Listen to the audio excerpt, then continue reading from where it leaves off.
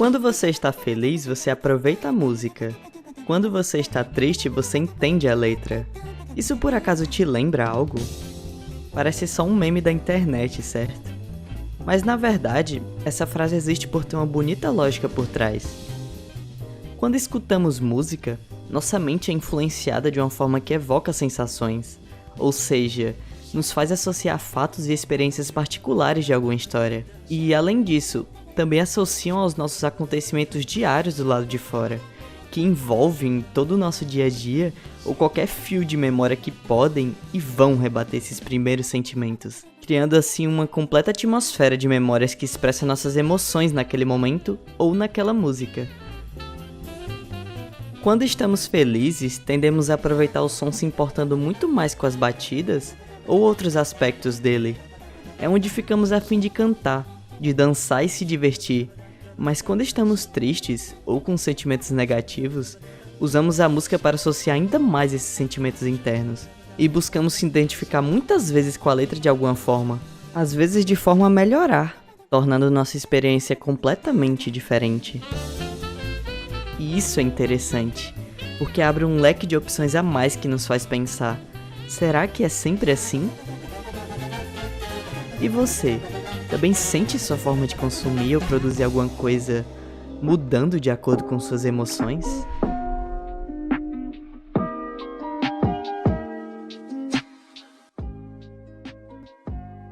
Estudos afirmam que ficar triste pode aumentar o nosso estresse, afetar o nosso apetite e até a nossa temperatura.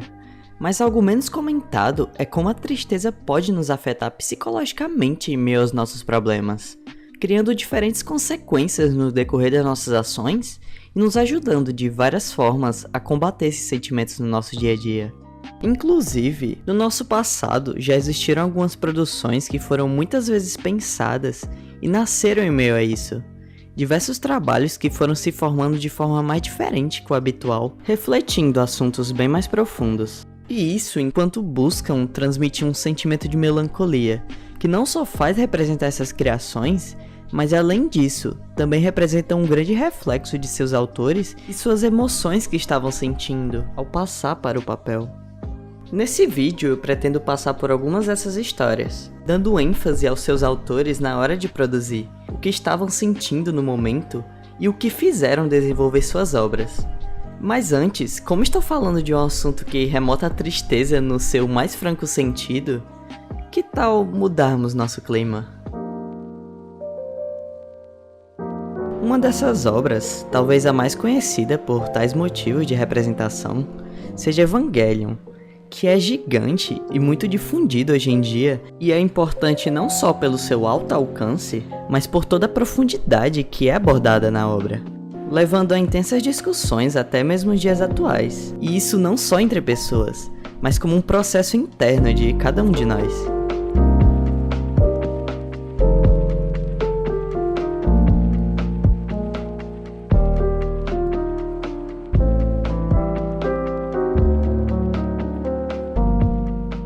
É nesse mundo onde se conecta uma mitologia com uma longa discussão em volta dos personagens, que nos faz raciocinar sobre cada um dos seus deveres, seus próprios gostos e também sobre a nossa essência, do que é nascer e ser humano, como é viver com nossas emoções e principalmente como isso pode afetar nós mesmos. E a vida de Hideaki Anno, o criador dessa obra, vem com uma parcela bem grande nessa discussão, e em todo o decorrer do seu processo criativo. Shinji, como um personagem principal, é nele onde principalmente todas essas reflexões são levantadas, partindo desde fora da ficção, dentro da mente do autor. Essa reflexão do Shinji pode ser pensada como uma perspectiva em volta de uma citação, chamada de Dilema do Ouriço. Provavelmente você já deve ter ouvido falar, mas foi criada pelo filósofo Schopenhauer em um de seus livros. O Dilema do Ouriço nos diz que quanto mais próximos podemos estar dos outros, mais fácil podemos se machucar. E quanto mais longe estamos, mais podemos acabar nos machucando. Muito graças à nossa própria solidão e à nossa prisão interior. E é essa a ideia por trás da trama que envolve o Shinji em todo o decorrer da série. Uma busca constante pelo entendimento como indivíduo, o que pode ou não te machucar, e por fim, como podemos agir em meio a isso, por mais que o mundo muitas vezes nem te dê chance de respirar. Há 10 anos antes do decorrer da produção, Anno foi um membro que participou da fundação do estúdio Gainax, já bastante conhecido hoje. Mas naquela época, era um estúdio totalmente novo feito por amigos e colegas de trabalho, onde acima de tudo, precisavam se provar. O nome Gainax veio de uma gíria de um subúrbio japonês que significa gigante, e com um X no final por parecer maior e mais internacional. E foi imaginando assim, algo gigante que pudesse alcançar o mais longe lugar, que o estúdio logo tentou produzir seus primeiros trabalhos e animações, primeiramente lançados em festivais, alguns curtas que já se tornaram influentes, e todos feitos com a grande mão de Hideaki, que naquela época já era um grande mente por trás das criações. Infelizmente, esses curtas não conseguiram deixar o nome da Gainax nos holofotes por muito tempo, talvez por uma demora em realmente lançar algo totalmente comercial. Mas Hideaki trabalhou então na tentativa de fazer o primeiro filme do estúdio, que no fim não teve tanto sucesso em uma continuação, fazendo a Gainax ter que viver com poucas animações e se sustentando em sua maioria com jogos adultos. Foi essa vida profissional que talvez tenha feito Hideaki desanimar mentalmente e se reclusar, longe do estúdio em seguida. Não se tem perfeitas descrições sobre como foi essa época na vida de Hideaki, mas se sabe que ele ficou 4 anos lutando com um quadro depressivo, coisa que ele mesmo menciona sobre quão brutal foi esse período para sua vida criativa, e o quanto ele foi afetado mentalmente. Foi também nessa fase que ele ficou fixado no tema de não fugir e não escapar dos nossos problemas, e queria fazer um trabalho que explorasse essa ideia. Foi então que, em uma conversa e também oportunidade do seu amigo Otsuki, produtor executivo da Gainax, lhe foi concedido uma luz verde para buscar uma produção totalmente original, e que foi a chance perfeita para Anno mostrar e fazer nascer sua história que tinha pensado tanto nesse período. Eu tentei incluir tudo de mim em Neo Genesis Evangelion. Eu mesmo, um homem quebrado que poderia só não fazer nada por 4 anos, um homem que nesse período sempre fugiu, um homem que simplesmente conseguiu não morrer. Mas foi então que a ideia de não posso fugir para sempre chegou até mim, e eu reiniciei meu processo de produção. Dessa vez com uma onde meus próprios pensamentos e minhas emoções pudessem ser totalmente gravados. E como ele disse, Anno fixou toda a sua ideia trabalhada no momento mais difícil da sua vida, provavelmente dias tristes de solidão, que no fim tiveram algum valor no decorrer da sua maior criação, e futuramente em todo o seu lado profissional, usando isso como forma de se expressar, e também como maior motivo de simplesmente viver.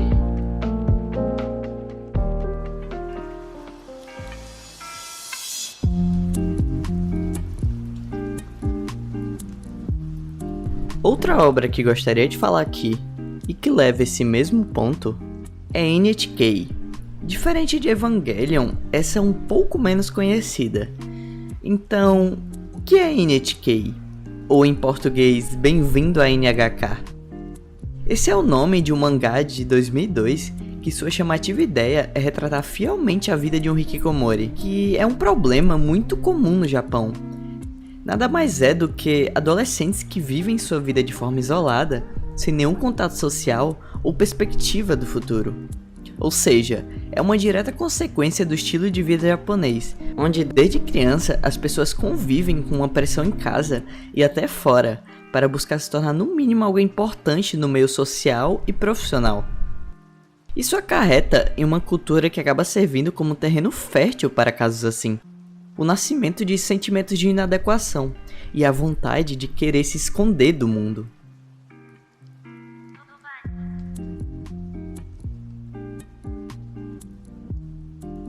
Talvez você já até se identificou algum dia com essas sensações, pois foi justamente dessa forma que Tatsuhiko Takimoto, seu autor, se sentiu por muito tempo, vivendo recluso, com medo da sociedade, ao mesmo passo que criou Sato, o personagem principal à sua imagem. Ele sempre levou em conta sua própria vida, seu sofrimento e sua solidão no momento que passou por isso. E é sendo dessa forma, crua e fria, que NHK se torna tão relevante. A priori, não é uma obra feita para ser algo genial, ela busca principalmente expressar uma clara e sincera visão de como é passar por uma situação clara de isolação, ou vivendo fora do meio comum. E o seu objetivo é mostrar como podemos lutar contra isso, ou pelo menos sobreviver em uma situação parecida. O que eu queria expressar não era a fraqueza dos personagens, ainda que possam estar em um labirinto com suas próprias confusões. Quero expressar que não importa se uma pessoa esteja se sentindo fraca ou totalmente sem energia, no fim sempre é possível encontrar uma forma de sair desse caminho e redescobrir você mesmo, assim como foi comigo.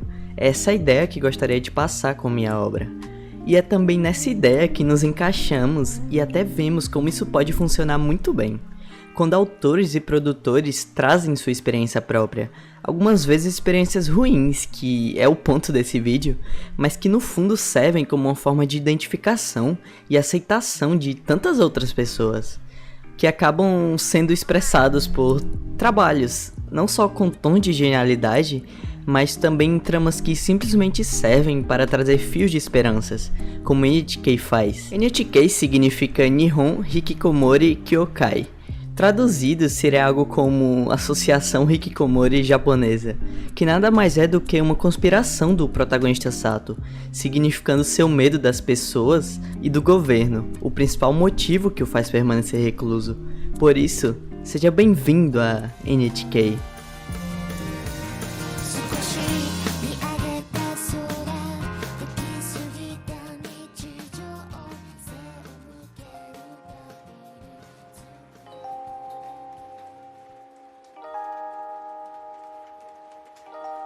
Até agora, conversamos sobre alguns criadores do Japão, em como seus trabalhos como criações orientais se tornaram influentes com cada uma das suas próprias qualidades.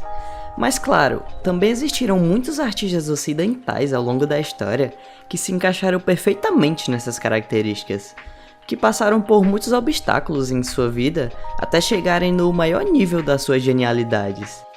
Muitos foram donos de obras influentes em diversos ramos da mídia e arte no geral.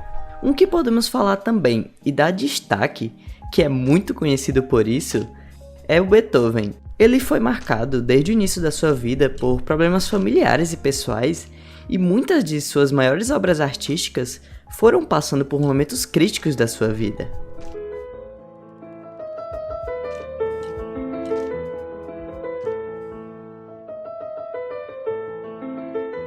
Ele nasceu na Alemanha em 1770 e desde cedo sempre viveu sob pressão de aprender música pelo seu pai, que era um artista não muito conhecido.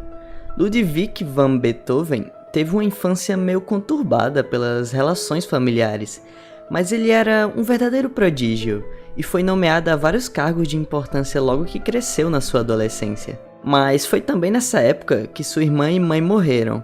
Seu pai era alcoólatra e tinha muitas dificuldades financeiras, o que fez ter que começar a trabalhar sozinho como músico. Mas ele até que ascendeu rápido. Aos 21 anos, ele desfrutava de vários prestígios. Vivia em Viena e as famílias mais influentes faziam questão da companhia de Beethoven. E por mais que tivesse uma boa vida no geral, era um adulto com um temperamento complicado e com um ego um pouco grande. Com 27, Beethoven descobriu pela primeira vez seus sintomas de surdez, sua maior tragédia, que fez começar o processo de decaimento da sua mentalidade. Porém, junto a esses problemas de saúde, que esse também foi o início do período mais brilhante da carreira de Beethoven, quando produziu as grandes sinfonias que lhe dariam imortalidade, que será o meu principal foco, por terem sido as obras mais influentes dele. Além disso, ele tocava apenas com sua memória auditiva, e era capaz de criar composições na sua própria cabeça, transformando-as em partitura.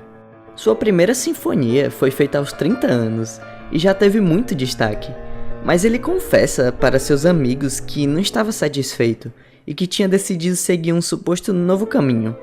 Um tempo depois, resolveu trilhar esse caminho, criando a terceira sinfonia conhecida como Heroica.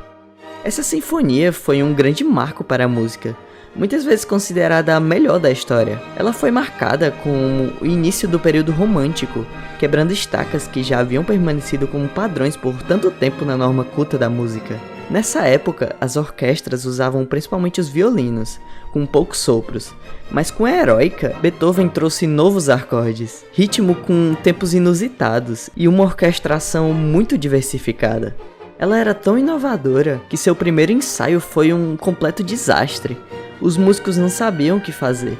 A hora de entrar era esquisita e os temas eram muito fortes, o que significava que era algo simplesmente genial. Os anos seguintes foram de extraordinária fertilidade criativa para Ludwig. Ele viveu vários momentos valorosos com a quinta e sexta sinfonia, mas em 1812, quando ele tinha 42 anos, mais de 10 anos depois da Heroica, que ele viveu os momentos mais difíceis da vida, com uma imensa crise criativa e o choque da surdez em seu psicológico. Mas isso não impedia ele de continuar produzindo. Apesar de uma clara diminuição de quantidade, foi nesses turbulentos anos que ele fez a sétima e oitava, e por fim, como culminância dos seus últimos e derradeiros anos, a nona sinfonia, que para muitos é a sua maior obra-prima. A Nona Sinfonia de Beethoven é uma das músicas e composições mais conhecidas do repertório ocidental. Foi também visionária, a primeira a usar a contribuição de um coro de pessoas, com uma quantidade de instrumentos e uma duração nunca antes vista. Beethoven a compôs em um completo estado avançado de surdez, e teve que ser avisado para que conseguisse ouvir os aplausos da plateia. Essa sinfonia dispensa apresentações. Sua melodia principal é comumente conhecida. Quem nunca ouviu ela?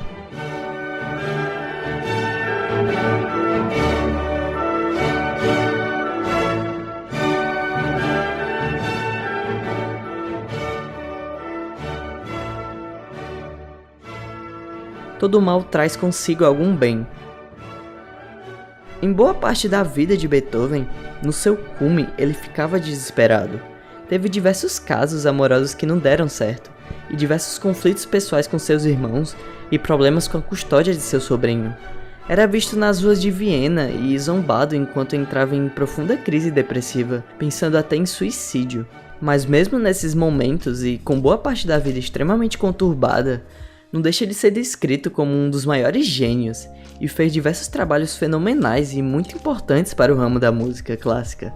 Seu sucesso é imensurável, e também mais um dentre tantos, tanto no Oriente como no Ocidente, que viveu e se dedicou como produtor, produzindo diversas obras em momentos tristes e difíceis, influenciado por esses sentimentos negativos, e posto à prova diversas vezes, compartilhando formas de pensamento por suas criações. E qualquer pessoa pode se sentir assim também. Eu mesmo já senti. Um ponto muito importante meu como editor foi produzir um vídeo no momento mais difícil da minha vida. Foi quando experimentei novos estilos que um dia me fizeram chegar até aqui. São dias que nossas formas de pensar são modificadas graças às emoções que sentimos. Essas emoções que podem mudar totalmente a forma que consumimos, ou no caso de produtores, como criamos e nos expressamos. Isso não só graças aos momentos divertidos, mas também aos difíceis. E que bom que temos diversos exemplos de casos assim para contar a história. Não só em música, mas nas infinitas mídias e em qualquer lugar que participamos. Você não concorda? Muito obrigado por assistir.